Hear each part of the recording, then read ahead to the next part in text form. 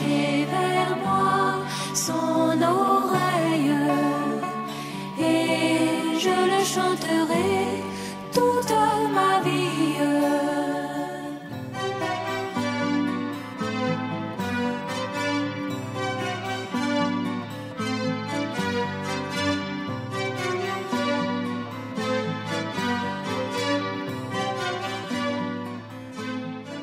Que le nom du Seigneur soit loué. Je vous salue tous dans le saint nom du Seigneur Jésus-Christ. Je salue tous nos bien-aimés qui sont également en ligne dans le nom du Seigneur. Je profite également pour vous transmettre les salutations du frère Justin Savy du Bénin. De même que les salutations du frère Charles Kayembe du Bénin. De même, le frère Didier de Paris salue l'église d'Abidjan. Le frère Benjamin Lévy de l'Assemblée chrétienne de Goma, RDC. Le frère Boulumba Simba Roger vous salue. Bien-aimés, si vous nous entendez ou si après vous prenez, vous nous écoutez, sachez que l'église d'Abidjan également vous salue tous.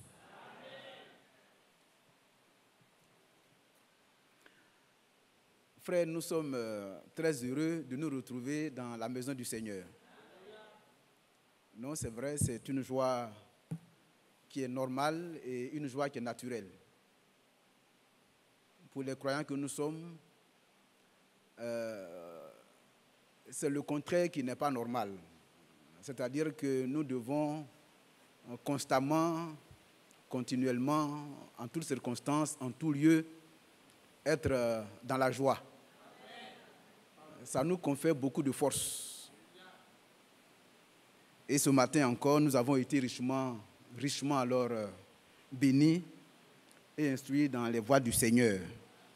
Vous savez, nous sommes à la fin des temps. J'espère que vous le croyez. Nous sommes vraiment à la fin des temps. Et le retour du Seigneur est imminent. Alors, qu'est-ce que le Seigneur fait? Il est en train de nous donner les dernières instructions. Il nous donne les derniers ordres. C'est comme le frère le disait. Il dit que juste avant que le Seigneur, après les 40 jours, où il a parlé aux disciples après sa résurrection, à la fin des 40 jours, pendant les 40 jours d'ailleurs, il leur a donné les choses qui n'avaient pas été dites. Il y a des choses qu'il devait leur dire pour qu'ils puissent supporter son départ. C'était les derniers ordres qu'il a donnés. Nous aussi qui sommes arrivés à la fin de l'âge de la Odyssée, le Seigneur nous donne les dernières instructions. Ce matin, par exemple, quand je l'ai écouté, je voudrais tous nous inviter à nous souvenir des choses qu'il nous dit. Il dit, nous devons être sérieux dans notre façon de professer notre foi. Si nous disons que nous sommes des chrétiens, nous devons manifester ce que nous disons. Dans notre façon de parler, dans nos relations les uns avec les autres, entre frères, quand nous sommes dans nos familles biologiques, quand nous sommes dans le foyer, quand nous sommes au service, partout, notre couleur de chrétien doit être vue. Une couleur comportementale, une couleur orale. Dans tout ce que nous faisons, nous devons manifester notre foi.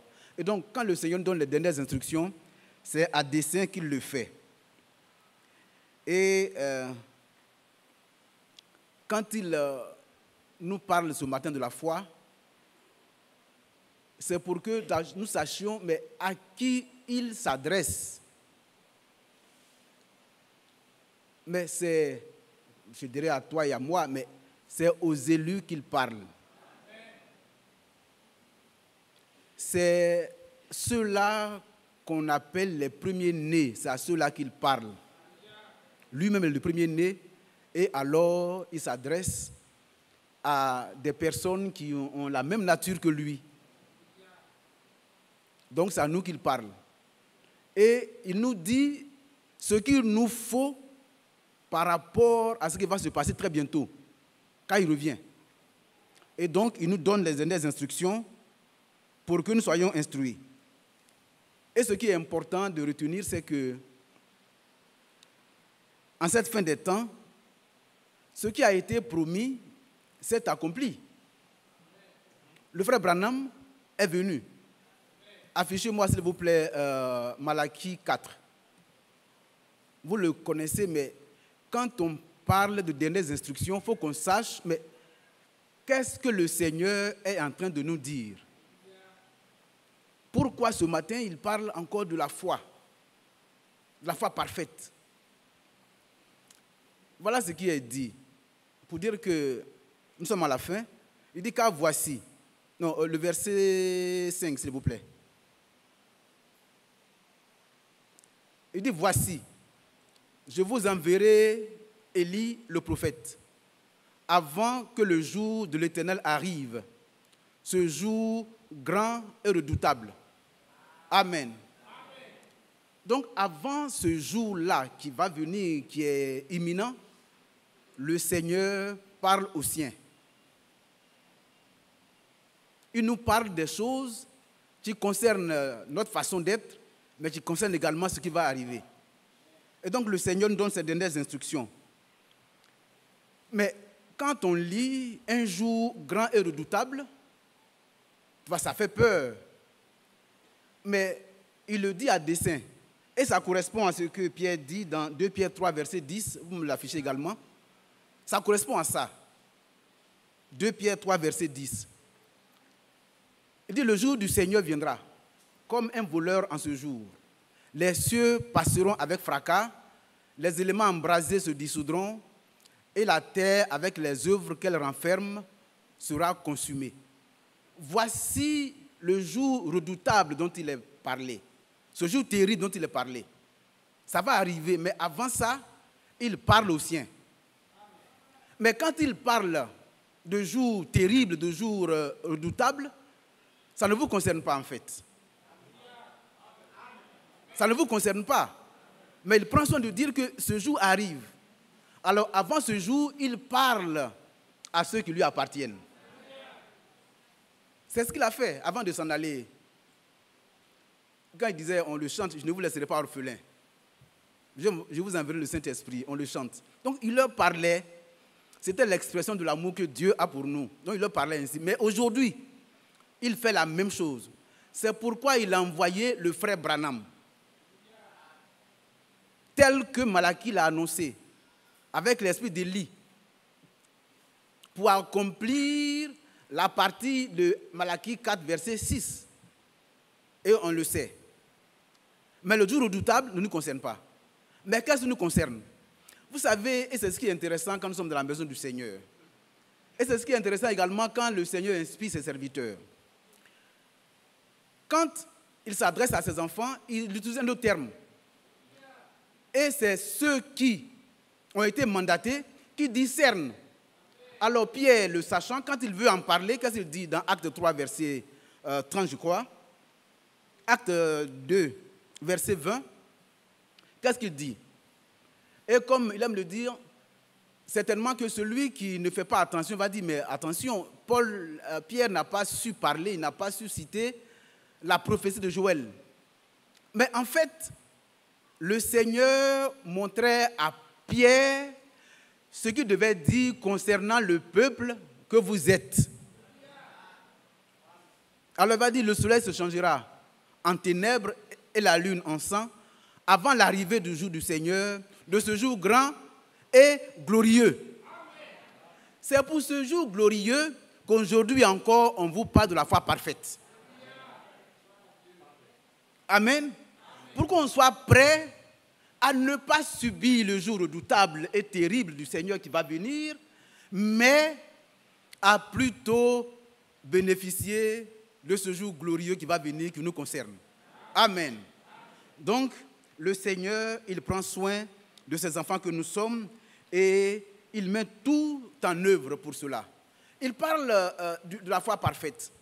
Mais vous le savez, nous tous nous le savons. Depuis que le Seigneur a été crucifié, le ciel a été ouvert. Quand le ciel a été ouvert, vous avez droit à tout. Vous avez droit à la guérison. Amen. Nous avons droit à tout. Vous avez droit à avoir des enfants. Vous avez droit à réussir dans vos entreprises. Que ce soit l'école, que ce soit des affaires, c'est-à-dire ceux qui sont des ferronniers, comme mon frère qui a pris tout à l'heure, ceux qui sont des maçons, ceux qui sont des couturiers, ceux qui sont des fonctionnaires, ceux qui sont dans la fonction, dans le privé, ceux qui ont leur propre entreprise. Le ciel est ouvert pour vous. Le ciel est ouvert pour nous. Et c'est pourquoi nous devons toujours être heureux. Et la parole qui est venue, c'est pour que nous connaissions notre position. Si on ne connaît pas notre position, on sera toujours inquiet. On n'a pas de raison d'être inquiet. Notre Dieu, il est vivant. Et il est tout puissant. Rien ne peut lui résister. Et donc il dit, pour avoir accès à ça, il faut la foi parfaite. Alors il nous en parle. Alors, quand on revient rapidement, avant que je ne continue, à Matthieu 24, 45-47, on dit le serviteur fidèle et prudent qui donne la parole à quel moment? À un temps convenable. Quand le Seigneur permet que cette prédication nous parvienne aujourd'hui, c'est le temps convenable. C'est le temps convenable. Nous allons en venir. Le Seigneur, il nous connaît. Certainement que nous pouvons prophétiser, nous pouvons prêcher l'amour, la foi. Nous pouvons tout dire, tout ce qui est dans la Bible, nous pouvons le prêcher, nous pouvons en parler, nous pouvons exhorter. Mais il se peut que rien de ces choses-là ne soit en nous. Nous pouvons en parler. Et quand on finit d'en parler, on dit, mais le frère a bien parlé, mais il n'y a rien en lui. Le Seigneur dit, homme de peu de foi. Alors quand le temps convenable arrive, il va dire, mais il faudrait que je donne à mes enfants les instructions qui leur sont nécessaires pour que leur foi soit rendue parfaite. Alors il nous en parle. Alors, qu'est-ce qu'il dit? Il commence d'abord par nous dire, frères et sœurs, la parole de Dieu est la vérité. C'est la première déclaration du Seigneur. Et quand le Seigneur nous le dit, c'est pour qu'on ne soit pas dans la théorie, mais que nous sachions d'abord que la parole est vraie. La parole de Dieu est la vérité. Et tout ce que dit la parole de Dieu est vrai. Mais le contraire est faux. Et c'est là le point, quand on parle de la foi parfaite. Lorsque vous allez à l'hôpital, vous êtes un homme dans un foyer. Vous arrivez, vous allez trouver le secteur de frère Nguessan au CHU. Il fait des examens. Un examen qu'on appelle le spermogramme, par exemple. C'est-à-dire, on essaie de compter les... Excusez-moi, On prend la semence de l'homme. Voilà. On prend la semence de l'homme Et puis, on va essayer de compter dans la semence de l'homme les éléments de la semence qui font que les enfants viennent. On va regarder, non seulement on va compter le nombre, on va compter leur mobilité, leur force à se déplacer. On va regarder leur forme. Est-ce qu'ils ont une bonne forme, c'est-à-dire la tête est normale et la queue aussi est normale? Parce que c'est un peu comme le micro là. Vous voyez, il y a un bout ici et puis il y a une queue. Est-ce que la tête est bonne? Est-ce que la queue est normale? Vous arrivez et puis le médecin dit, mais ta semence n'est pas bonne. Ça dit d'abord, il n'y a même pas, quand on compte là, tu dois avoir pas de 6 millions par millilitre, mais vraiment peut-être c'est 400, c'est 300, donc vraiment, tu ne peux pas avoir des enfants. 120 millions. 120 millions par millimètre cube. Et on dirait, toi, tu n'as rien. Tu as 200, 300. Et non seulement tu n'as rien, mais les quelques-uns là meurent vite. Ils meurent vite, ils sont mal formés, et puis ils sont nonchalants. Donc toi, là, vous ne pouvez pas avoir des enfants. Mais Dieu dit dans sa maison, il n'y a pas de stérile. Voilà le point. Voilà le point, frère. C'est-à-dire que le contraire de la parole est fausse. On doit en arriver là, frères et sœurs. Et quand le frère parle, quand il parle de la nature de l'époux et de l'épouse, il dit, nous devons arriver à un stade où nous sommes de la même matière que l'époux. Oh, c'est très beau. Quand vous arrivez là, alors vous devenez la parole. Et comme vous êtes la parole, tout ce qui est contraire à la parole est fausse. Alors quand la science vient te dire que toi, ta semence n'est pas capable de donner des enfants, tu dis, Satan, tu mens. C'est ça la foi parfaite. C'est tout. Scientifiquement, on te dit femme. Quand tu n'étais pas encore mariée, tu étais encore jeune fille, tu as couru les hommes. Tu as tout fait. Juste une parenthèse. En 1994, j'ai rencontré une jeune fille quand je consultais. Elle vient, on lui pose la question, elle me dit, je suis à mon 26e homme.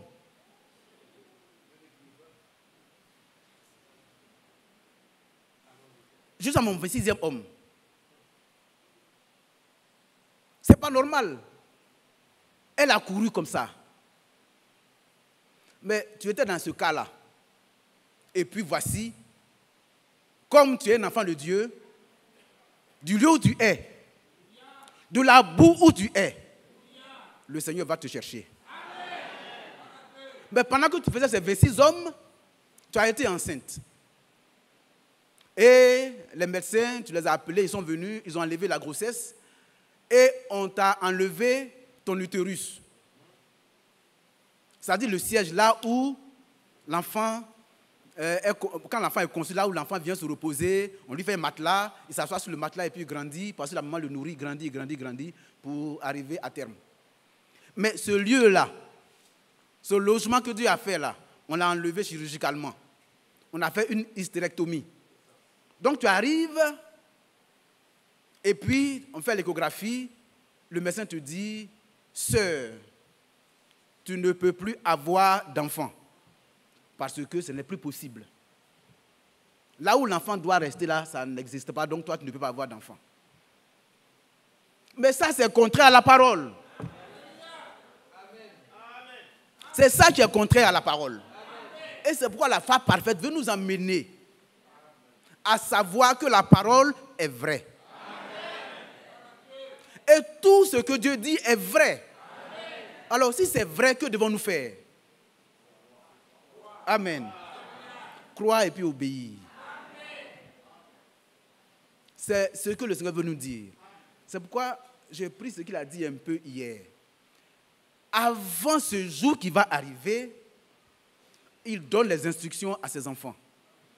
Parce que vous avez dépassé le stade du salut. C'est-à-dire que vous avez reçu la parole. Vous l'avez acceptée.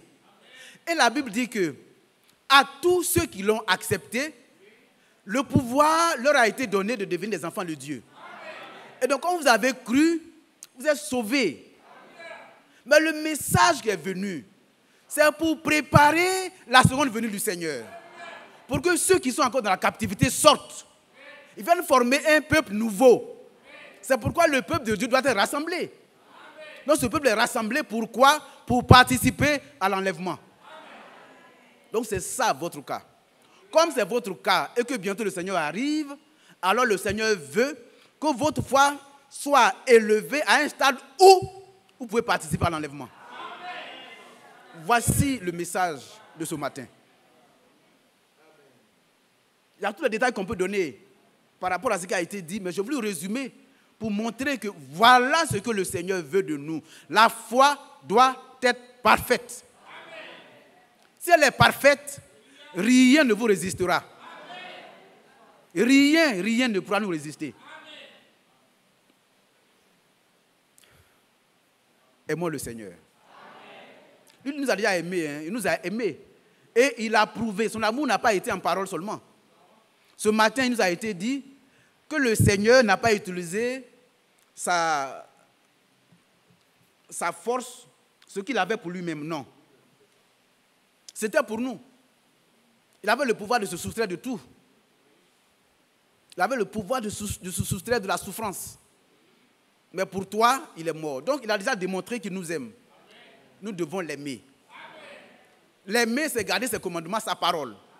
Si vous gardez sa parole vient en vous. Et alors, cela peut susciter la foi. Mais pour cela, frère, il appelle des hommes et qu'il envoie. C'est pourquoi le frère Branham a été envoyé. Le frère Branham a été envoyé pour qu'il puisse prendre la parole et l'ordonner bibliquement pour que la foi soit suscitée. Sinon, comment est-ce qu'on peut avoir la foi si on n'a pas entendu parler?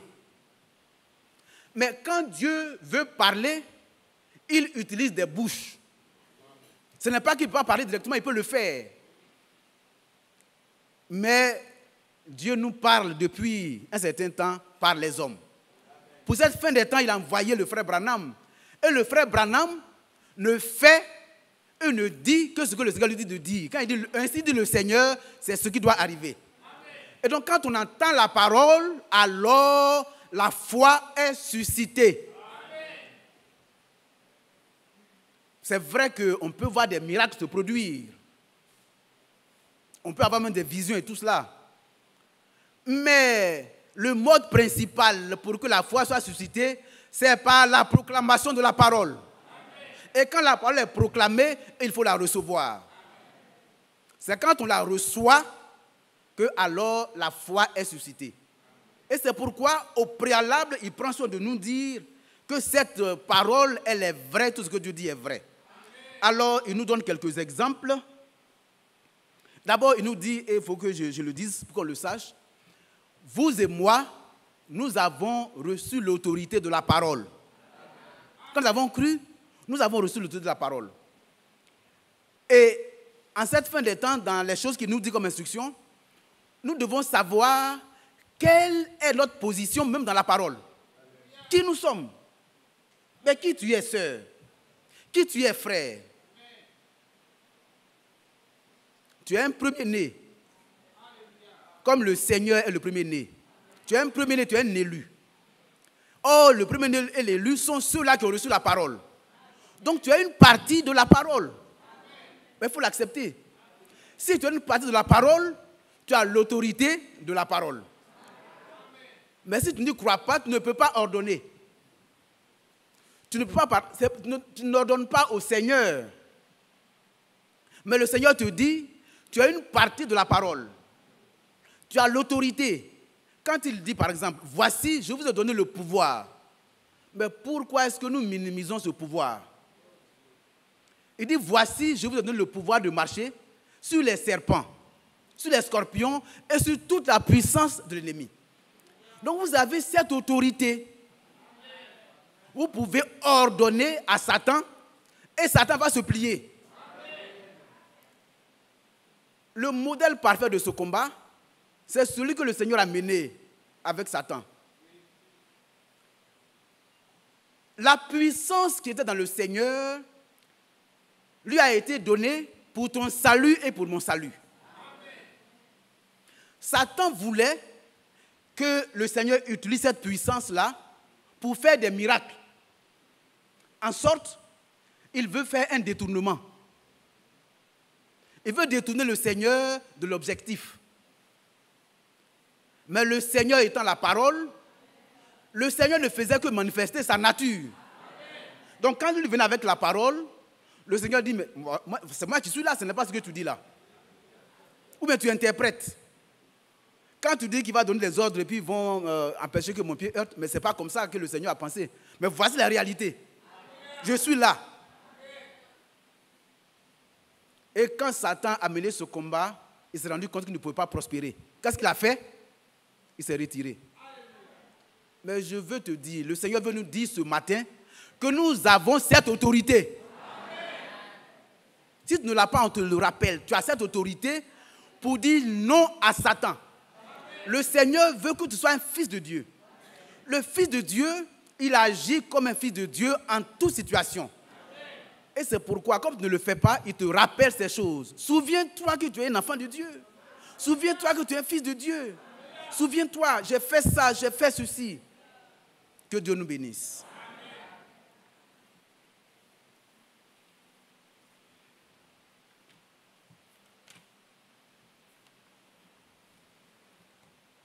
Maintenant, la deuxième chose que je vais dire, et puis après je vais passer à ce que je veux dire, après on va avancer.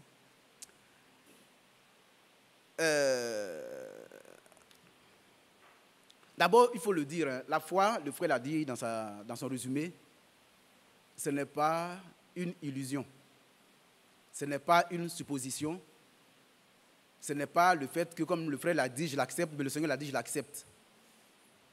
Mais il dit de la même manière que tu sais que les yeux sont une partie de ton corps, de la même manière que tu sais que les oreilles sont une partie de ton corps, qui te permettent d'entendre, la foi est une réalité. C'est-à-dire que c'est comme si la foi devient notre sixième sens, une réalité. Donc vous l'appliquez à tout ce que vous faites, sachant que c'est vrai, ce n'est pas une supposition. Quand le Seigneur dit que vous serez à la tête, mais c'est une réalité. C'est une réalité, mais si tu dis non, c'est vrai, mais moi, c'est vrai, hein, habituellement quand je vais en classe, quand j'ai trop eu, c'est 11. Quand on m'a dit que j'ai trop travaillé, même c'est 12. Mais être à la table, alors que le premier de ma classe a 16, moi je ne peux pas atteindre 16. Hein? Le Seigneur a dit c'est vrai, mais je ne peux pas atteindre 16. Tu es déjà vaincu. Le Seigneur dit que vous serez à la tête. Donc c'est une réalité, en sorte que là où tu es à la tête. Ça se voit hein, dans beaucoup de frères, dans la vie des frères. Le frère Isaac a rendu son témoignage quand on devait l'affecter Mazon, où les gens ont fait tout ce qu'ils ont fait, mais il était le premier quand même de sa génération. Et je peux vous compter, vous qui êtes là, plusieurs sont les premiers de leur génération, dans beaucoup de domaines, parce que le Seigneur vous a préconnu. Donc quand le Seigneur dit que tu seras à la tête, c'est une réalité. Il ne faut pas regarder à tes notes antérieures. Ne regarde pas à ta capacité de mémorisation. Ne regarde pas à tout ça. Porte ton regard par la foi à la parole qui a été annoncée. Et alors tu vas vaincre. C'est pourquoi il nous a rappelé cette histoire qui est très belle, l'histoire de Pierre. Lorsque le Seigneur a commencé à venir sur les eaux, ils ont dit c'est un fantôme, c'est un fantôme, c'est un fantôme. Hein? Il dit je ne suis pas un fantôme, c'est moi. Il dit toi, ordonne que je vienne. Le Seigneur dit viens. Quand le Seigneur parle, la parole est sortie. La parole est sortie, frère. Ce matin également, pour toi, la parole est sortie. Et on a prié. Donc, ton problème est résolu. Qu'est-ce que Pierre va faire? Pierre va simplement ajouter sa foi, ça fait un, et le confesser. Alors, il sort. En sortant, il sort sur la parole qui a été annoncée. Il sait que cette parole est toute puissante pour qu'il puisse marcher sur les eaux. Mais qu'est-ce que le Seigneur veut? Sur quoi le Seigneur veut attirer notre attention? Il dit, frère, si vous craignez, ce que vous craignez va vous arriver. C'est le contraire de la foi. Donc on nous le montre. Je reviens encore, ce sont les instructions que le Seigneur donne aux élus. Alors, quand Pierre sort avec cette confiance, il marche sur les eaux. On ne sait pas s'il a marché pendant 1 mètre, 2 mètres, 6 mètres. On ne sait pas. Mais ce qu'on sait, il a marché sur les eaux. Aussi longtemps qu'il marchait sur la parole, sur l'ordre de la parole qui avait été donnée, il était en haut. Toi également, tu seras en haut. En croyant à cette parole. C'est tout. Mais à un moment donné, l'ennemi va venir. Et c'est là le combat dans lequel nous sommes engagés. L'ennemi viendra chaque fois pour nous faire voir le contraire de ce que la parole dit. La foi, elle, qu'est-ce qu'elle fait? Elle se saisit de ce que la parole a dit. Et elle marche avec. Et donc là, Pierre va commencer à regarder la hauteur de la vague, la force du vent, de la tempête. Et alors, il va craindre. Sa crainte va dire, mais je vais m'enfoncer. Comme il craignait de s'enfoncer, il va effectivement s'enfoncer. Qui veut réussir? Quand il dit qui veut réussir, je m'adresse à vous dans tous les domaines. Il y a des bien-aimés qui ont des problèmes dans leur foyer, qui ont des problèmes au travail, qui sont sur le point d'être licenciés. Il y a des bien-aimés qui ont des problèmes de logement, qui sont sur le point d'être expulsés. Il y a des bien-aimés qui ont beaucoup de problèmes. Est-ce que la parole de Dieu ment? Non. La parole est vraie. Amen. Ne crains pas le contraire de ce que la parole dit. Crois seulement. Amen. Crois seulement et tu vas voir la gloire de notre Dieu dans ta vie. Amen. Et tu viendras rendre le témoignage ici que tu avais eu peur avant. Mais après la parole, la foi est revenue et la victoire a été obtenue. Tu le diras. Donc il a voulu attirer notre attention sur la crainte. Mais comme il est bon, même quand Pierre a commencé à s'enfoncer, qu'est-ce qu'il a fait? Oh, notre Dieu, il est bon. Il a sauvé Pierre. Il a tendu sa main et puis il l'a tiré. Mais aussitôt, mais on veut nous dire de ne plus craindre. Si aujourd'hui il y a quelque chose qui te fait peur, ce matin, quand tu vas partir d'ici, laisse ici la peur. Tout à l'heure, je vais parler de l'assurance. En lien avec ça, c'est ce que j'avais préparé. Je vais mettre ça en lien avec l'assurance. Balaie de ta maison, de ta mémoire, de ton cœur, la crainte et la peur. Bannis la crainte. Et le Seigneur le dit d'ailleurs. Il dit, parmi nous qui disons que nous croyons, qui un jour, par ses inquiétudes, a arrangé sa situation. Non, moi vraiment, je ne sais pas, mais c'est trop compliqué. D'accord. Mais quand tu te mets dans cette situation, est-ce que ton problème est résolu? Non. Le Seigneur te dit, ne regarde pas l'intensité du problème, mais crois seulement. Bannis la crainte. Amen. Et tu vas voir ma gloire, c'est ce que le Seigneur a voulu nous montrer. C'est la deuxième chose. La dernière chose, c'est par rapport à l'amour. Il dit, l'amour est le préalable même de la foi. C'est le préalable. Ah oui, ah oui, ah oui. Nous devons aimer. Si nous avons une dette, c'est l'amour. Nous avons entendu. La seule dette que nous avons vis-à-vis de nos bien-aimés, c'est de nous aimer. Alors, si nous aimons, que nous le manifestons, quand nous allons prier pour un frère, sa situation sera réglée. Et nous serons poussés chaque jour à prier pour les frères et pour les sœurs. Et quand on sera face à un problème, l'amour que nous allons manifester à ce niveau-là, c'est l'amour pour la parole de Dieu. Puisque nous devons faire un choix. L'ennemi nous montre la situation qui est difficile. Mais si la parole demeure en toi, le Seigneur aussi va venir demeurer en toi. Comme lui, il est le vainqueur de Golgotha. Il est le Dieu tout-puissant. Ce qu'il est, tu l'es à ce moment-là. Donc tu es vainqueur de la situation. Mais Mais c'est l'amour que tu auras pour sa parole qui va être vainqueur de la situation. C'est pourquoi la foi doit être précédée de l'amour. Et nous devons le manifester partout. Que le Seigneur bénisse son serviteur. Vous savez, avant de passer au point numéro 2, je ne sais pas pourquoi est-ce que certains frères ne veulent pas écouter et cela fait l'objet de polémiques. Ce que j'ai dit là, j'ai pris dans ce qu'il a dit. Nous qui étions là pendant longtemps, nous avons écouté les frères. Ils ont dit beaucoup de choses. Mais celui qui est vraiment honnête, il reconnaît que le frère Franck a un ministère particulier. Tu peux être d'accord, tu peux ne pas être d'accord. Cela ne va pas changer le fait qu'il ait un ministère particulier. Et par rapport à ce ministère particulier, Dieu lui a donné l'intelligence d'ordonner bibliquement tout ce qui concerne la parole de Dieu. En sorte que quand on se soumet, qu'est-ce qu'on fait? On grandit, frère. C'est parce que le Seigneur vient bientôt. Ça, il faudrait qu'on le sache et qu'on soit sérieux. Le Seigneur revient bientôt.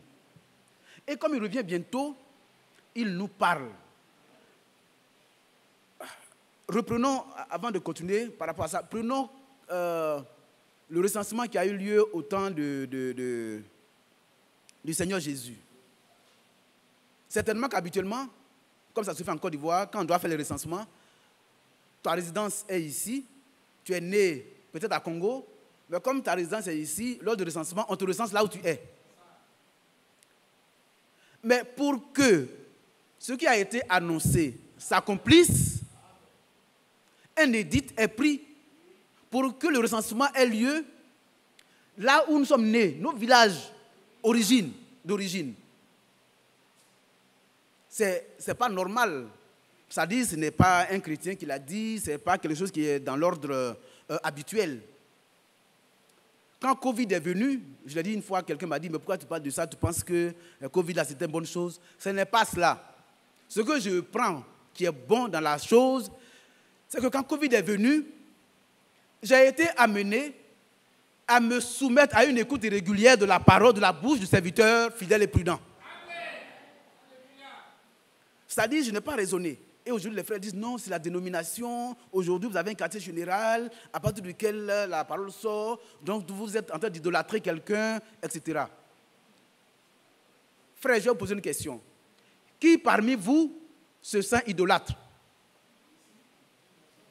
Non, c'est possible. Peut-être que quelqu'un est là, il est hypocrite. On dit parmi nous, il y a des impies, des méchants. Ils peuvent se cacher là. Si tu es courageux, lève la main pour dire que toi, tu ne prends pas en accord avec ce qui se fait. Et que tu es un idolâtre en étant là. J'ai écouté beaucoup de frères. Et d'ailleurs, les frères qui prêchaient avant, d'où tiraient-ils leur prédication? C'est les brochures. Relisez les brochures. Ce que le frère dit ne diffère en rien des brochures. Mais nous sommes combien qui lisons les brochures? Dites-moi. Quand tu prends, la dernière fois que je regardais, on a fait une compilation jusqu'en 2019, je crois. Un frère rwandais, je crois. Ça fait plus de 1000 et quelques pages. Mais qui a tout lu? Aujourd'hui, on te dit, si tu peux lire, c'est bien. Mais écoute. Et en 1 heure, tu peux écouter une chose que quand tu te mets à lire, tu lis ça en 2 jours, 3 jours, 4 jours, 1 semaine. Alors, je reconnais qu'aujourd'hui, le Seigneur a créé une situation pour que nous soyons préparés de la bonne manière. C'est ce qu'il faut comprendre. Au temps du frère Branham, il y a des gens qui restaient au téléphone pendant 4 heures. Au temps du frère Branham. Il y a des gens qui restaient sous la pluie en train d'écouter. Pourquoi est-ce que vous voulez changer ce que Dieu a toujours fait de la même manière? Frères et sœurs, d'après la prière de mon frère, nous sommes au bon endroit. On va l'accepter simplement. Que le Seigneur soit loué. On va reprendre la Sunamite et revenir sur ce que nous avons dit. Le verset 21 de 2 Rois, chapitre 4.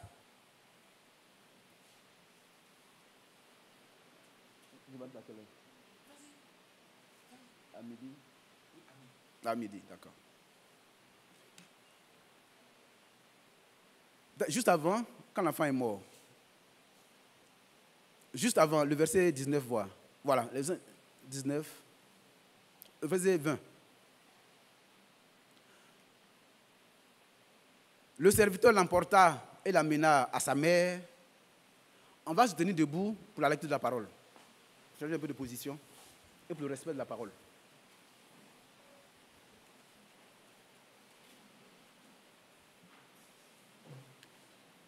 Le serviteur l'emporta et l'amena à sa mère. Et l'enfant resta sur les genoux de sa mère jusqu'à midi, puis il mourut. Elle monta, le coucha sur le lit de l'homme de Dieu, ferma la porte sur lui et sortit. Elle appela son mari et dit, « Envoie-moi, je te prie, un des serviteurs et une des ânesses. Je veux aller en hâte vers l'homme de Dieu et je reviendrai. » Et il dit, « Pourquoi veux-tu aller aujourd'hui vers lui? Ce n'est ni nouvelle lune, ni sabbat. » Elle répondit, « Tout va bien. » Amen. Seigneur, merci pour la lecture de ta parole. Bénis-la dans nos cœurs, nous te prions au nom de Jésus-Christ. Amen. Veuillez vous asseoir. Vous connaissez bien l'histoire. J'ai parlé la fois dernière de ce que cette femme était une femme de distinction, une femme de haut rang. Elle avait des moyens, elle était riche. Donc, c'est des personnes qui peuvent s'offrir tout ce qu'elles veulent. Mais cette femme était une femme qui aimait Dieu. Et comme elle aimait Dieu, elle se reposait simplement sur le Seigneur pour tout ce qui la concerne. Et ensemble, nous avons regardé que lorsque l'homme, d'abord quand elle a vu l'homme de Dieu avec ce qu'elle voyait en l'homme de Dieu, puisque la profondeur appelle la profondeur, elle a reconnu que cet homme était un homme de Dieu. Elle a parlé du projet à son mari a accepté et ensemble, ils ont mis à exécution le projet. Et nous sommes tous heureux. Et j'ai pris soin de rappeler aux frères et aux sœurs que dans nos maisons, dans nos foyers, qu'on apprenne à faire nos projets de façon consensuelle. Il y a des frères et des sœurs qui ont des comptes différents. Le frère a son compte, la sœur a son compte. Mais non, décidez de mettre. Vous avez dit des biens communs. Mais en quoi est-ce que vous manifestez cette communauté de biens? Nos parents disent, non, mais si tu mets ton compte avec ta femme, mais elle va te tuer. Elle va te tuer, donc vraiment, il faut que tu aies ton compte à part, etc.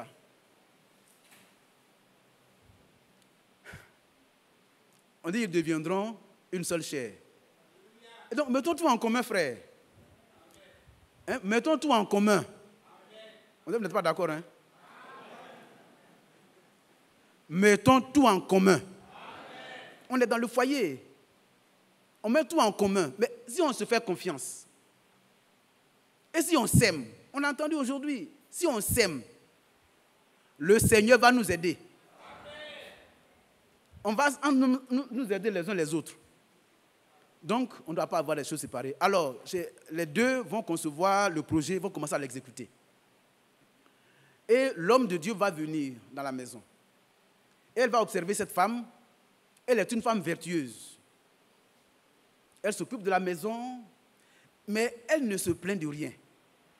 L'homme de Dieu va dire, mais attention, mais cette femme-là, elle a certainement un besoin. Et elle ne nous a rien dit. Appelons-la pour lui demander si vraiment on ne pourrait pas lui être utile quelque part. Effectivement, on l'appelle. Elle vient, on lui fait des propositions. Elle dit non, la situation dans laquelle je suis, La relation que j'ai avec mon Dieu me suffit. Donc, c'est bon, n'intervenez pas, c'est bon. Mais comme ils sont des observateurs, ils vont se rendre compte qu'elle n'a pas d'enfant. Et Élisée va invoquer le nom du Seigneur et un enfant va naître. Je parlais un peu la dernière fois de la comparaison avec Marie, avec Zacharie, tout ça. Mais aujourd'hui, je passe dessus pour aller. Et donc, l'enfant va naître. Lorsque l'enfant tombe malade, on n'a pas entendu... Bon, c'est vrai que le père qui était au champ avec l'enfant va demander au serviteur, amène l'enfant à la maison, comme ma femme est là-bas, elle va s'occuper de l'enfant. On n'a pas entendu que l'homme s'est plaint. Mais ici, comme c'est la femme de Sunem qui nous intéresse, on va prendre son comportement. On arrive, elle reçoit donc l'enfant, elle le met sur ses genoux, et jusqu'à ce que l'enfant finisse par mourir. Alors, on relit simplement, retournons au verset 20.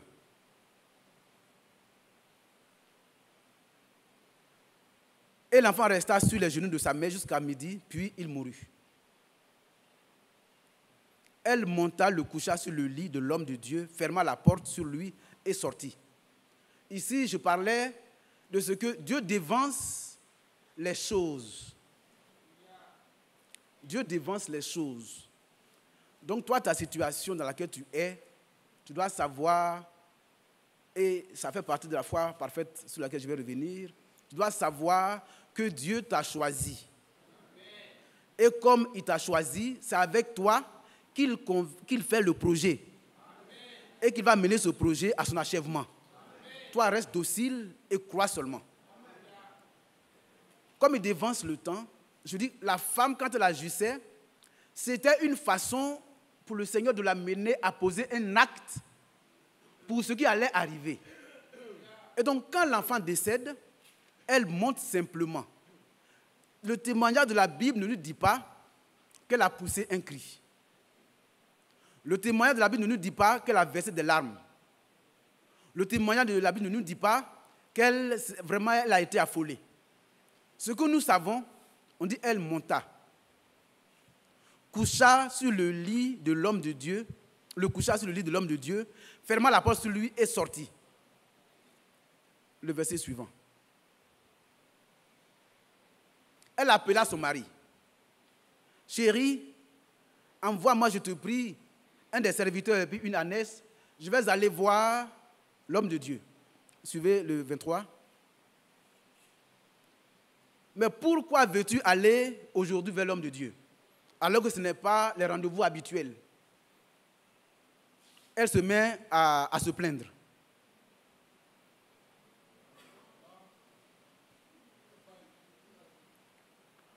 Non, elle se met à pleurer au téléphone. Non. Elle connaît sa position. Ce matin, ce qu'on veut que nous sachions, chacun doit connaître sa position. Qui lui a fait le don? C'est le Seigneur. Si le Seigneur a fait le don et qu'elle avait posé la question, ne trompe pas ta servante, elle sait que ce Dieu-là est capable de réaliser ce qui est impensable, ce qui paraît difficile, ce qui paraît impossible. Elle sait en qui elle a cru et elle connaît sa position. Nous devons savoir en qui nous avons cru. Lorsque nous le savons, nous faisons toutes choses avec assurance. C'est Hébreux 10, verset 35. Hébreux 10, verset 35.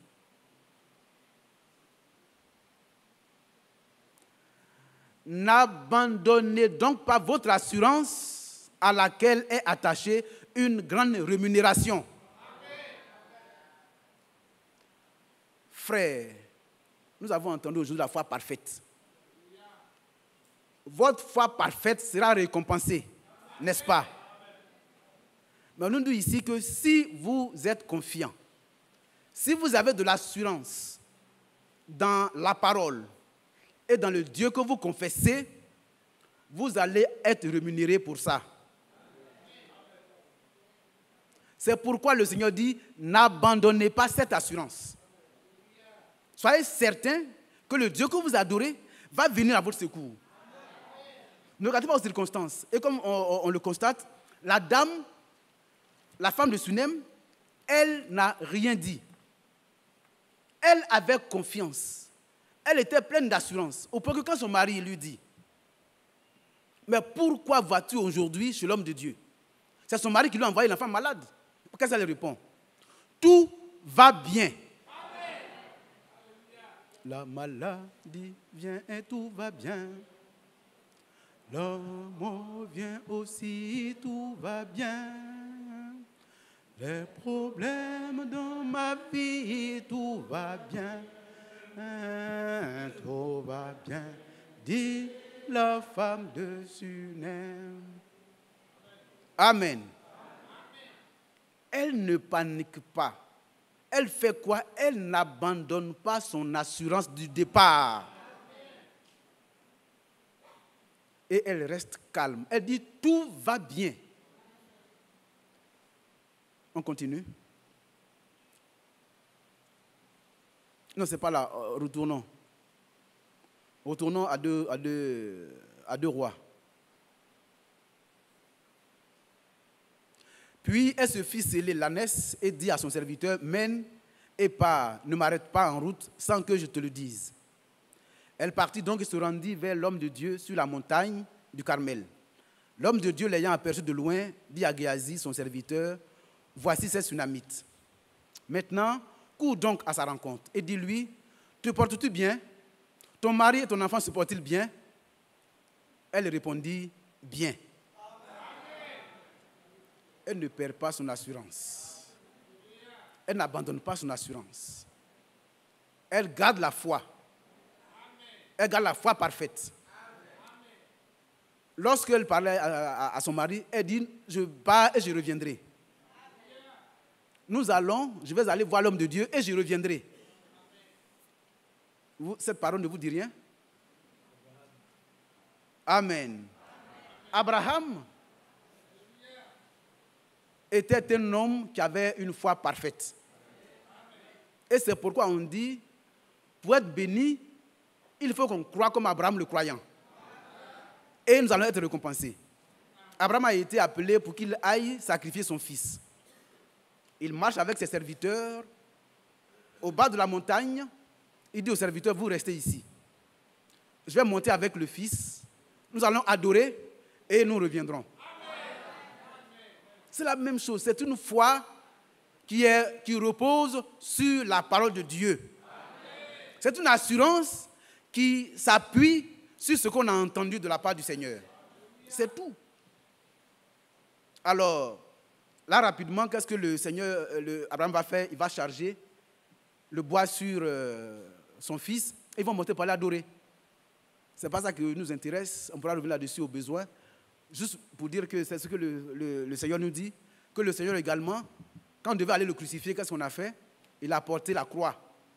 Mais que Dieu nous bénisse. Alors, c'est pour dire que la femme avait une foi parfaite.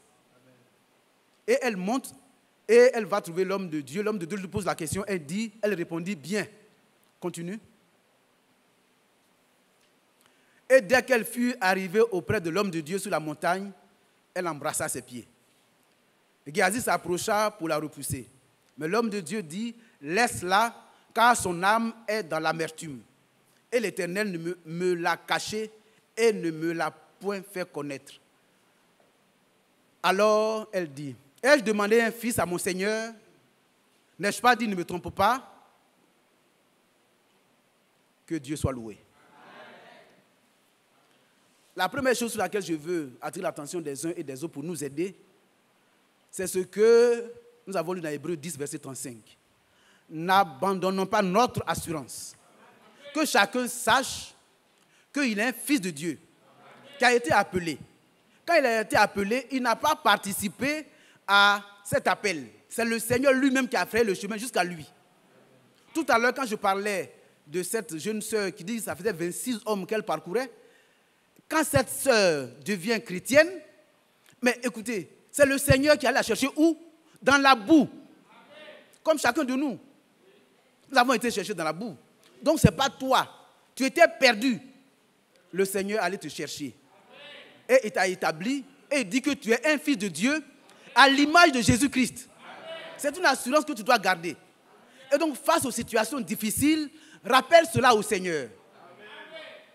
Tu n'as pas à te plaindre. Rappelle ça simplement. Dis, Seigneur, tu vois, comme elle le dit là, t'ai-je demandé un fils? Non. Tu as voulu me bénir. Vas-tu t'arrêter en si bon chemin, Seigneur? Seigneur, souviens-toi de moi simplement. La situation est difficile. Josaphat était face à une multitude une armée nombreuse. Qu'est-ce qu'il a fait? Il a pris la lettre de menace. Il allait devant le Seigneur. Il dit, Seigneur, ce peuple à la tête duquel tu m'as établi est ton peuple. C'est toi qui es l'armée de ce peuple. C'est toi qui es la protection de ce peuple. Voici une menace. Humainement parlant, je dois aller au combat. Mais tu vois que la force que j'ai, toi-même tu connais, je n'ai pas de force. Mais je ne veux pas regarder à cette petite force. Mes yeux sont sur toi. Donc quand la femme vient, elle dit, mais est-ce que moi, Seigneur, je t'ai demandé un fils? Frères et sœurs, tu n'as pas demandé à être fils de Dieu. Frère Fico, tu as demandé à être fils de Dieu? Que Dieu te bénisse. Il t'a choisi. Que chacun sache qu'il a été choisi. Dans la difficulté, rappelez cela au Seigneur. Dans la foi. Sachez que la parole qui est sortie pour dire que sa parole à lui qui sort accomplit l'effet pour lequel il l'a fait sortir. Rappelez ça au Seigneur. Décrivez la situation. Et dites, Seigneur, ma force ne pourra pas vaincre. En Baoulé, il y a un cantique. Jésus, alenga tiolieo. Jésus, alenga tiolieo. Mi fangan juano, mi unglele juano. Alenga tiolieo. Mi fangan juano, mi unglele juano. Alenga tiolieo. Ça veut dire quoi? Il dit, Seigneur, cette bataille est pour toi. Mon intelligence ne peut pas vaincre. Ma force ne peut pas vaincre. Donc toi, prends ma place parce que ce combat t'appartient. Lorsque vous serez en proie à une difficulté, et c'est ça que le Seigneur veut que nous fassions. Quand tu es en proie à une difficulté, ne regarde pas la hauteur des vagues. Ne regarde pas la douleur à la situation. Regarde à l'auteur de la promesse. Alors, Josaphat va présenter simplement. Et le Seigneur va lui être favorable. Il ne va pas avoir à combattre. Alors ici, quand la femme de Sunem arrive, elle dit, mais est-ce que moi, Seigneur, je vais poser une question particulière en lien avec mon désir d'avoir des enfants. Comme tu m'as béni, et que celui qui est béni demeure éternellement béni, manifeste cette parole dans ma vie. Alors, le verset suivant, Élisée dit à Géasi, Saint terrain, prends mon bâton dans ta main et pars. Si tu rencontres quelqu'un, ne le salue pas. Et si quelqu'un te salue, ne lui réponds pas. Tu mettras mon bâton sur le visage de l'enfant. La mère de l'enfant dit, l'Éternel est vivant et ton âme est vivante. Je ne te quitterai point. Et il se leva et la suivit. Amen. Alors aujourd'hui, frère, si on devait faire quelque chose, c'est se tenir devant le Seigneur. Vous vous souvenez de l'histoire de Jacob? Ah oui, Jacob il a fait quoi? Toute la nuit, il a fait quoi? Il a lutté. C'était tellement difficile. 400 hommes étaient sur la route. Son frère était en courroux contre lui. Alors il va lutter pour son salut. Toi, tu dois t'enlever, frère. Ma soeur doit t'enlever. Pour ça, on dit que tu dois avoir la foi parfaite. Cette foi triomphe de la maladie. Cette foi triomphe de la mort. Cette foi triomphe de l'échec. Cette foi triomphe de l'infécondité. Cette foi triomphe de tout. C'est ça que tu dois posséder aujourd'hui. Tiens-toi devant le Seigneur. La femme dit, l'Éternel est vivant et ton âme est vivante. Je ne te quitterai. Tu as enlevé, frère. Je ne te quitterai point. Et il se leva et l'a suivi. Continuez. Géasi les avait dévancés, il avait mis le bâton sur le visage de l'enfant, mais il n'eut ni voix ni signe d'attention. Il s'en retourna à la rencontre d'Élisée et lui rapporta la chose en disant, l'enfant ne s'est pas réveillé. Lorsque Élisée arriva dans la maison, voici l'enfant était mort, couché sur son lit. Je vais m'arrêter là pour rappeler encore ce que j'ai dit maintenant le premier jour. Cette dame, je vais poser la question avant qu'on ne se sépare la fois dernière. Selon la description que nous avons de cette femme, croit-elle? Amen. Amen. Elle croit. Amen. Elle fait confiance au Seigneur. Amen. Mais malgré la confiance qu'on a dans le Seigneur, nous pouvons passer par des difficultés. Amen. Et c'est également là ce sur quoi j'ai voulu attirer l'attention parce que les semaines antérieures, le frère Franck avait mis beaucoup l'accent sur les détresses auxquelles nous pouvons être exposés. Et quand on est exposé à ces détresses, nous ne devons pas abandonner notre foi, notre assurance. Et c'est pourquoi, en complément, on nous dit que nous devons avoir une foi parfaite. Vous allez avoir des difficultés. Ne dites pas, et peut-être qu'il est intéressant de lire le psaume 73. Rapidement. Le psaume 73. Le psaume 73, s'il vous plaît, frère. Le verset 1. Oui, Dieu est bon pour Israël, pour ceux qui ont le cœur pur. Toutefois, mon pied allait fléchir, mes pas étaient sur le point de glisser. Car je portais envie aux insensés en voyant le bonheur des méchants. Frères et sœurs, nous sommes destinés au bonheur. Amen. On doit le savoir et l'accepter. Et c'est cette position qu'on doit avoir. Et ne pas promener des regards inquiets. C'est pourquoi d'abord, comme il a déjà fait l'expérience, il va expliquer son expérience. Il commence par dire, oui, Dieu est bon. Amen. Ce matin, quand nous allons partir d'ici, nous devons dire que Dieu est bon. Amen. Quel que soit ce que tu as, en allant, tu dis Dieu est bon. Amen. Dieu est bon. Et maintenant, il décrit, lui, son expérience. Mais je veux lire ça parce que ça nous arrive à nous tous.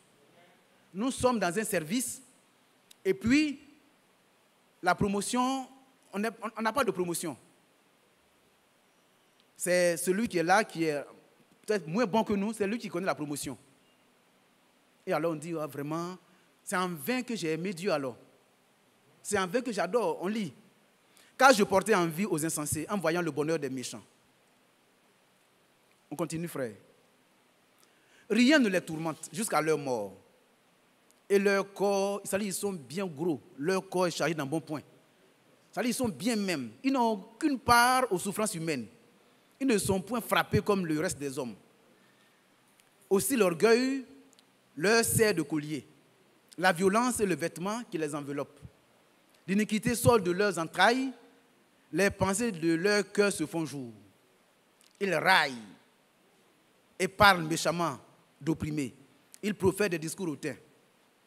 Ils élèvent leur bouche jusqu'aux cieux et leur langue se promène sur la terre. Voilà pourquoi son peuple se tourne de leur côté. Oh, frère, si un jour, ici maintenant même, cette pensée monte dans ton cœur, dis arrière de moi, Satan. Non. Allons-y rapidement. Continuez encore. Après, prenons lire. Continue jusqu'à ce qu'on voit leur sort. Voilà, ici. C'est donc en vain que j'ai purifié mon cœur, que j'ai lavé mes mains dans l'innocence. Ça, quand tu tiens ce type de langage, c'est que tu ne connais pas ta position. Si tu estimes que la souffrance à laquelle tous ont part t'est épargnée, mais tu es un enfant illégitime. Tous les enfants de Dieu passent par un processus de perfectionnement. Tous les enfants de Dieu, tu dois le savoir. Alors, si tu es exposé à des épreuves particulières pour te perfectionner, j'en ai parlé la fois dernière, sois heureux. Tu dois être joyeux pour ça. Moi, au moins, je pars à la souffrance du Seigneur. On ne dit pas, c'est donc en vain que j'ai purifié mon cœur, que j'ai lavé mes mains dans l'innocence. Non, frère. Nous devons, comme le dit c'est dans 1 Pierre, je crois, soyez 1 Pierre 5, ou c'est 1 Thessaloniciens, soyez toujours joyeux. Amen. Nous devons l'être. Donc c'est donc en vain que j'ai purifié mon cœur, que j'ai lavé mes mains dans l'innocence. Continue. Chaque jour je suis frappé, tous les matins mon châtiment est là. Si je disais, je veux parler comme eux, voici je trahirai la race de tes enfants. Amen. Amen. Quand j'ai réfléchi là-dessus pour m'éclairer, la difficulté fut grande à mes yeux. Amen. Jusqu'à ce que j'ai pénétré dans le sanctuaire de Dieu, que j'ai pris garde au sort final des méchants. Oui, tu les places sur des voies glissantes, tu les fais tomber et les mets en ruine. Frères, soyez joyeux.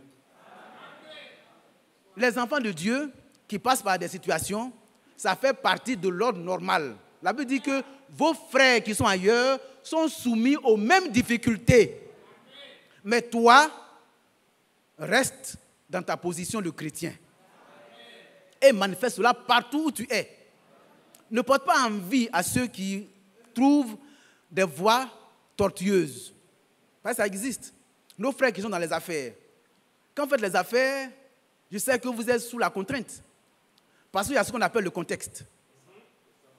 Quand on est dans les affaires, il y a le contexte. Tu ne peux rien faire sans pousser l'affaire. Et alors, on tombe dans des compromis. Nos frères qui sont comptables, on sait écrire parce qu'on passe des écritures comptables. Et facilement, on tombe dans les compromis. Frères, nous, les chrétiens, nous avons une colonne vertébrale. Et ce matin, c'est pour que nous puissions nous tenir sur cette colonne vertébrale qu'on dit nous devons avoir la foi parfaite. Et elle vient de quoi? De cette parole que nous proclamons. Uniquement. Alors, si vous la prenez, elle qui dit, et c'est ce que Paul dit, il est capable de tout faire. Il dit, je puis tout par celui qui me fortifie. Mais Paul le dit pour qui? C'est pour nous. Prends cette parole pour toi. Quelle que soit la difficulté, tu peux tout par le Seigneur Jésus-Christ. Donc les difficultés font partie. Et cette dame va alors connaître la difficulté. Son enfant va mourir. Mais dans cette épreuve difficile, vous savez, ceux qui ont plusieurs enfants, bon, c'est vrai, ils en souffrent.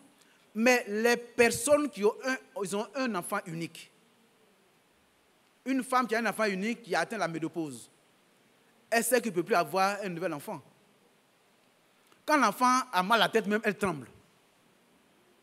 Mais le chrétien et la chrétienne ne doivent pas perdre leur assurance. Parce que si tu trembles, le Seigneur va te faire trembler. Si tu crains que la seule arrive, ça va arriver. N'abandonnons pas notre assurance. La parole est là pour nous positionner, pour nous enraciner, pour nous tenir sur quoi? Sur le roc séculaire. La femme, elle a connu ça. Mais comme on le lit, à son mari, elle dit, tout va bien. Quand l'homme de Dieu lui pose la question, elle dit, tout est en ordre. Quand elle arrive, elle se tient là, à genoux, en train de prier. Seigneur, souviens-toi de moi. Seigneur, souviens-toi de moi. Je ne me dis rien, mais souviens-toi de moi. Fais-moi miséricorde. Parce que la miséricorde triomphe du jugement. Fais-moi miséricorde. Le Seigneur, qui est un Dieu compatissant, va alors entrer en scène. Et son serviteur va aller et va prier. Frères, nous sommes les premiers-nés. Nous sommes les élus. Le Seigneur viendra prendre les premiers-nés. Parce que les premiers-nés sont issus de celui dont est issu le Seigneur Jésus. Donc nous avons la même nature. Et ce sont les premiers-nés qui vont s'associer aux premiers-nés pour l'enlèvement. Et c'est pour que cet enlèvement ait lieu avec nous que le Seigneur prend soin de nous instruire sur ce qui n'a pas été dit toutes les années passées. Quand le frère Branham est venu, tout ce qui a été mis sous le boisseau, le Seigneur l'a révélé. Les doctrines fondamentales ont été communiquées. La semence du serpent, le baptême du Saint-Esprit, le baptême lui-même. Et toutes ces choses nous ont été montrées. Les sceaux ont été révélés. Mais c'est pour que vous n'ayez plus d'excuses pour dire « moi je n'ai pas appris ça, je ne sais pas ceci ». C'est pour que vous soyez formés, enracinés pour participer à l'enlèvement. C'est ce travail-là que le Seigneur est en train de faire. Donc le frère Branham est venu et il a terminé ce qu'il avait à faire. Le Seigneur ne se trompe jamais. Il ne m'a pas non plus. Si le Seigneur se trompait, il allait dire au frère Branham, de même que Jean-Baptiste a été envoyé comme précurseur de ma première venue, tu es envoyé comme précurseur de ma deuxième venue. À ce moment-là, quand le frère Branham est mort, on allait fermer nos livres et puis on allait rentrer. Dieu, il est Dieu. Il savait qu'il y avait un temps qui avait été fixé pour le frère Branham.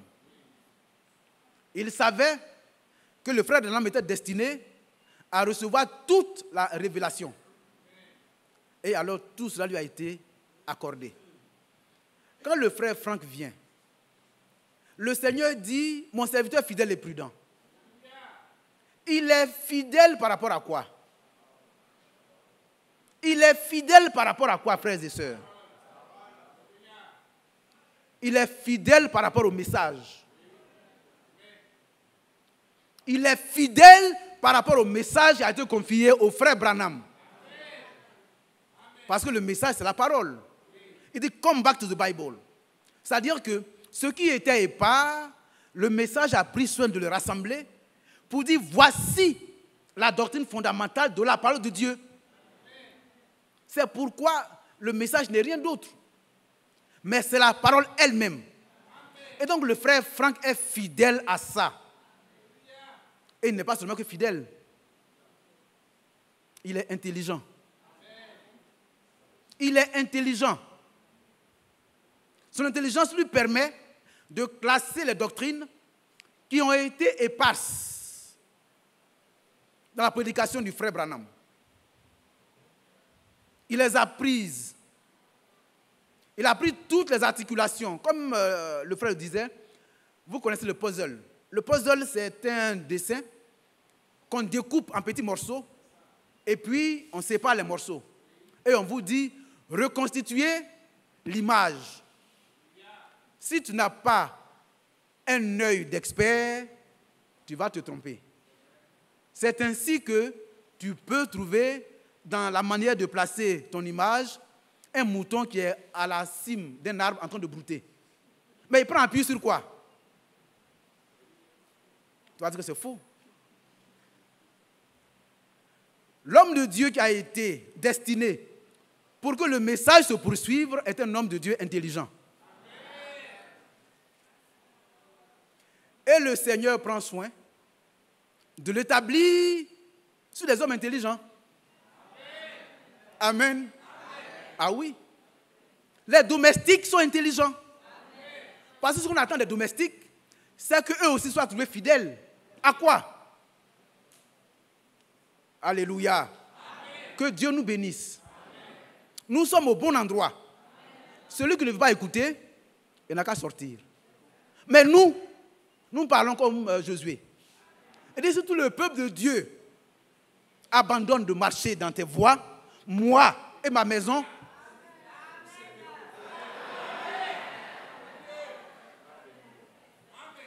c'est notre cas. Vous savez, quand le Seigneur veut constituer son peuple qu'il va enlever, ce n'est pas le grand nombre. C'est vrai que le grand nombre, quand on prend tout le monde entier, on sera nombreux, une multitude nombreuse. Hein? Mais ceux qui reconnaissent la lumière de son temps, il n'y a que des individus qui ont été préconnus, qui ont été appelés, qui ont été justifiés et qui sont glorifiés. C'est les élus qui sont une partie du Seigneur Jésus-Christ. C'est ceux-là, alors ils reconnaissent. Les autres, il en a parlé ce matin, c'est les critiqueurs. Les autres vont critiquer, ils vont trouver toutes les formulations.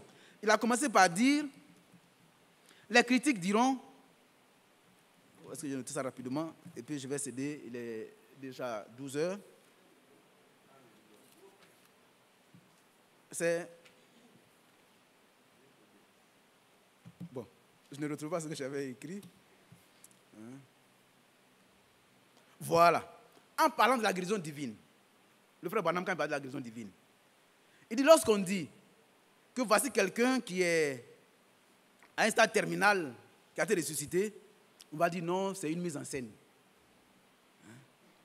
Ou bien quand quelqu'un arrive et puis il discerne, il dit non, ça a été monté. C'est-à-dire que la personne avait l'information, on est passé par derrière, on donne l'information au frère Branham. Et donc quand la personne vient devant le public, il lui donne l'information. Vous comprenez? C'est-à-dire que quelqu'un est malade, et puis quelqu'un va prendre les informations auprès du malade, il vient trouver le frère Branham pour dire, bon, cet homme-là est malade. Quand il va venir, voici ta maladie, les médecins ont dit qu'il a le cancer du poumon, donc quand il va venir, il faut lui dire. Voilà comment les critiques résonnent. Aujourd'hui, c'est la même chose. Les gens disent que vous êtes des idolâtres parce qu'ils ne voient pas ce que Dieu est en train de faire. Pour chaque temps, Dieu a une façon particulière de faire. La fois dernière, quand on parlait de Jean-Baptiste, Jean-Baptiste est retrouvé dans le désert, là où il n'y a personne. Mais c'est cependant autour de Jean-Baptiste que ceux qui sont destinés à recevoir le Seigneur Jésus-Christ ont été constitués, ont été formés. Les autres qui n'étaient pas destinés, ils ne se sont pas fait baptiser. Donc c'est la même chose. Aujourd'hui, on doit comprendre que le Seigneur est en train de faire son œuvre et cette œuvre-là est destinée à ceux qu'il a préconnus et qu'il a apprêtés à cet effet. Que Dieu nous bénisse. Amen. Nous sommes les bien-aimés du Père.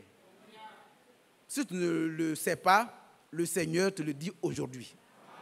En te le disant, il te dit qu'il a envoyé sa parole.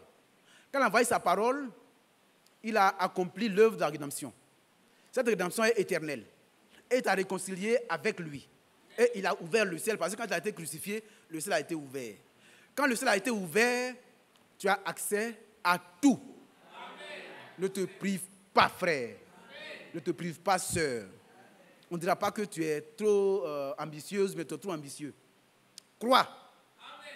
Et tu verras la gloire du Seigneur dans ta vie. Amen. Que Dieu nous bénisse.